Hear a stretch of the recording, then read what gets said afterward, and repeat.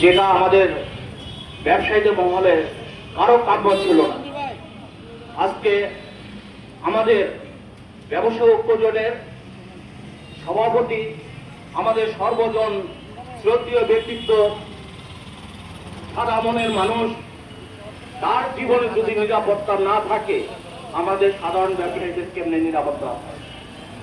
আমরা শঙ্কিত, ভীতু। তাই বলে আমাদেরকে দুর্বল ভাবা ঠিক হবে না।